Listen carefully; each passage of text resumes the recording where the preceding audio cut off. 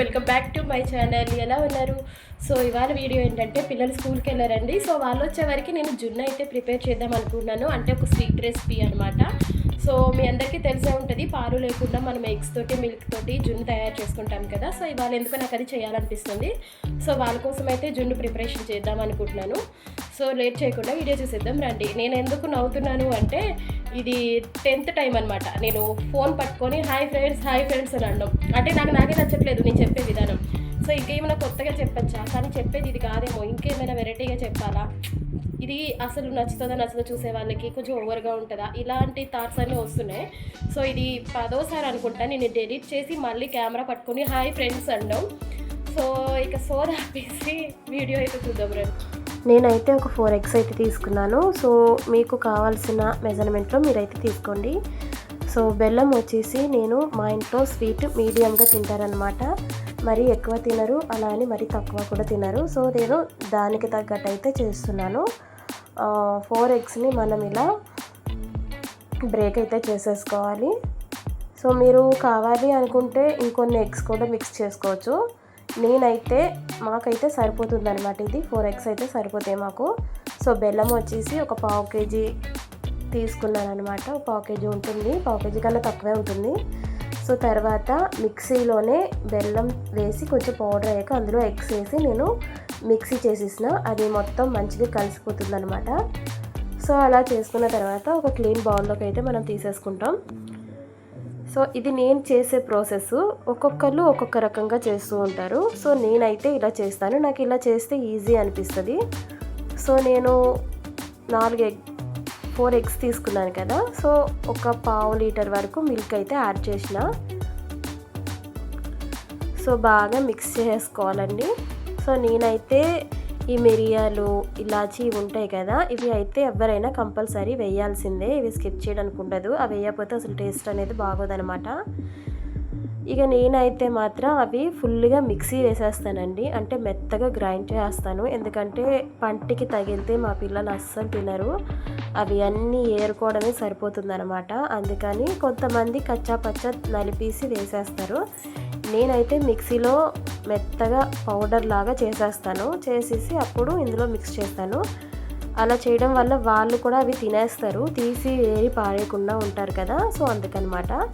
So ఇప్పుడైతే నేను ఫైన్గా మిక్సీ పెట్టేస్తాను. పౌడర్ అయిపోయింది చూసారా. ఇప్పుడు ఇది మనకి జున్నులో మిక్స్ అయిపోతుంది. మనకి గింజల్లాగా అలా నోటికి అయితే తగలదనమాట. సో అందుకని నేను ఇలా మిక్స్ చేస్తాను.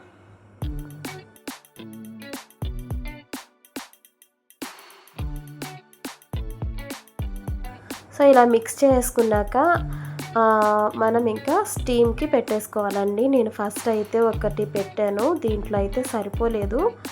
సో తర్వాత మళ్ళీ ఇది తీసేసి వేరేదైతే బౌల్ అయితే పెట్టి అప్పుడు అందులో అయితే పెట్టాను. ఇక్కడ చెవులు ఉన్నాయి కదా, ఇవి అడ్డొచ్చేసినాయి అనమాట. సో తర్వాత ఇంకొంచెం పెద్దది తీసుకున్నాను. ఇందులో అయితే కరెక్ట్గా కూర్చుందిగా.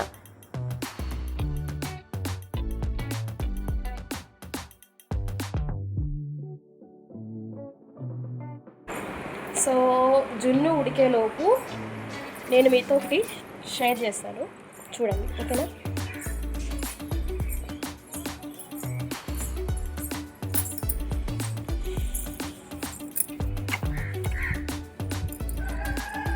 చూసారా ఈ ప్లాంట్, మనకి ఇది లోటస్ అనమాట.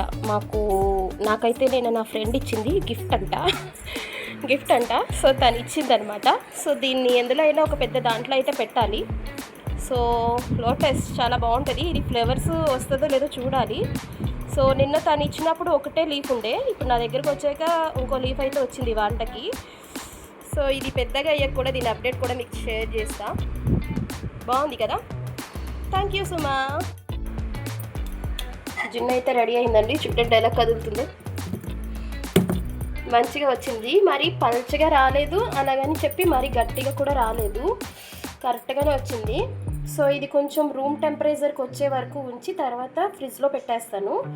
సో పిల్లలు వచ్చే వరకు కొంచెం కూల్ అవుతుంది అనమాట. చల్లగా తింటే చాలా బాగుంటుంది. సో ఫైనల్గా మన జున్ను అయితే రెడీ అయింది. సో ఇది కూల్ అయ్యాక నేను సర్వ్ చేసేటప్పుడు కూడా చూపిస్తాను, ఓకేనా. సో ఫస్ట్ అయితే మా సార్ వచ్చారనమాట.